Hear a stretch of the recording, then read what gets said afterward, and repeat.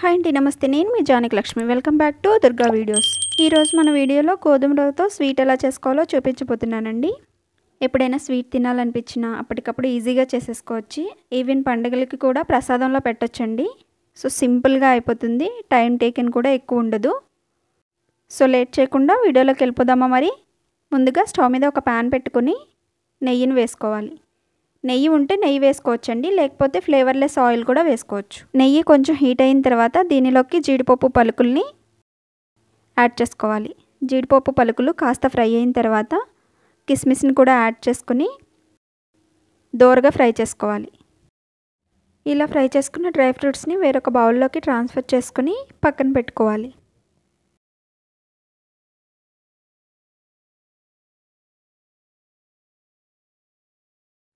అదే ప్యాన్లో ఒక 2 టేబుల్ స్పూన్ల వరకు నెయ్యిని యాడ్ చేసుకోవాలి. నెయ్యి కాస్త కరిగిన తర్వాత దీనిలోకి 1 కప్పు గోధుమ రవ్వని యాడ్ చేసుకుని లో ఫ్లేమ్లో కలుపుకుంటూ ఈవెన్గా ఫ్రై చేసుకోవాలి. నెయ్యి మొత్తం రవ్వలో కలిసి లైట్ గోల్డెన్ కలర్ వచ్చేంత వరకు ఫ్రై చేసుకోవాలి. స్టవ్ మీద పెట్టేసి పక్కకి వెళ్ళిపోవద్దు, దగ్గరుండి కలుపుకుంటూ కుక్ చేసుకోండి. ఎంత కలుపుకుంటూ ఫ్రై చేసుకుంటే అంత టేస్ట్ బాగుంటుందండి. రవ్వ ఫ్రై అయ్యేలోపు పక్కన వేరొక బౌల్లో 1 కప్పుకి 2.5 కప్పుల వాటర్ని హీట్ చేసుకోవాలండి. బాగా రోలింగ్ బాయిల్ అయ్యేంత వరకు బాగా మరిగించుకోవాలి. చూసారు కదా, రవ్వ ఈ విధంగా ఫ్రై అయిన తర్వాత దీనిలోకి ముందుగా మరిగించి పెట్టుకున్న వాటర్ని యాడ్ చేసుకోవాలి. ఏ కప్పుతో అయితే యాడ్ చేసుకున్నామో అదే కప్పుతో మెజర్మెంట్ చేసుకోవాలండి. వాటర్ కూడా ఎక్కువ వేసుకుంటే మెత్తగా అయిపోతుంది, అంత టేస్ట్గా అనిపించదు, నోటికి అంటుకుంటూ ఉంటుంది. నేను చెప్పిన ఈ కొలతతో చేస్తే పర్ఫెక్ట్గా వస్తుందండి. వాటర్ని యాడ్ చేసుకున్న తర్వాత ఒకసారి బాగా కలిపి మూత పెట్టి మగ్గించుకోవాలి. వాటర్ మొత్తం ఇలా దగ్గరగా అయిన తర్వాత దీనిలోకి ఏ కప్పుతో అయితే మనం రవ్వని తీసుకున్నామో అదే కప్పుతో 1 కప్పు షుగర్ని యాడ్ చేసుకోవాలి. ఎగ్జాక్ట్ కొలత కావాలంటే 1 కప్ సరిపోతుందండి. ఇంకా ఎక్స్ట్రా స్వీట్నెస్ కావాలనుకుంటే ఇంకొక పావు కప్పు ఎక్స్ట్రా వేసుకోండి. షుగర్ని కూడా యాడ్ చేసుకున్న తర్వాత దీనిని కలుపుకుంటూ ఈవెన్గా షుగర్ మొత్తం మెల్ట్ అయ్యి కుక్ అయ్యేంత వరకు కుక్ చేసుకోవాలి. షుగర్ సిరప్ మొత్తం రవ్వకి బాగా పట్టాలండి, దగ్గరగా అయిపోవాలి, అంతవరకు కుక్ చేసుకుంటే సరిపోతుంది.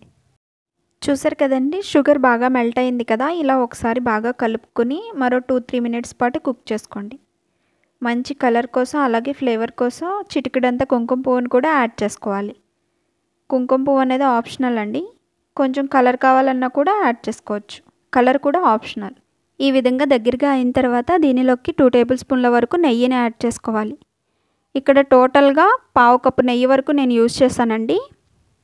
నెయ్యిని కూడా యాడ్ చేసుకున్న తర్వాత నెయ్యి మొత్తం బాగా కలిసేలా కలుపుకోవాలి.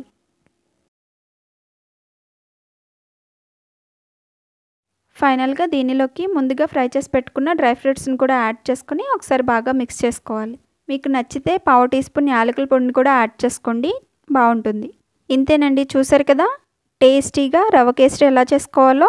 ఎప్పుడూ తెల్ల రవ్వతోనే చేస్తుంటాం కదా, అలా కాకుండా అప్పుడప్పుడు ఇలా ఒకసారి చేసి పెట్టండి, చాలా బాగుంటుంది. ఫెస్టివల్కి కూడా చాలా త్వరగా అయిపోతుంది, ఎక్కువ టైం పట్టదు. సో ఈ రెసిపీని మీరు కూడా మీ ఇంట్లో ట్రై చేసి మీకు ఎలా వచ్చిందో మీ ఫీడ్బ్యాక్ని కామెంట్ సెక్షన్లో షేర్ చేయండి. వీడియో నచ్చితే లైక్ చేసి మీ ఫ్రెండ్స్ అండ్ రిలేటివ్స్కి షేర్ చేయండి. అలాగే మరిన్ని సింపుల్ అండ్ క్విక్ రెసిపీస్ కోసం దుర్గా వీడియోస్ ఛానల్ని సబ్స్క్రైబ్ చేసుకోండి. Thank you for watching. Bye bye.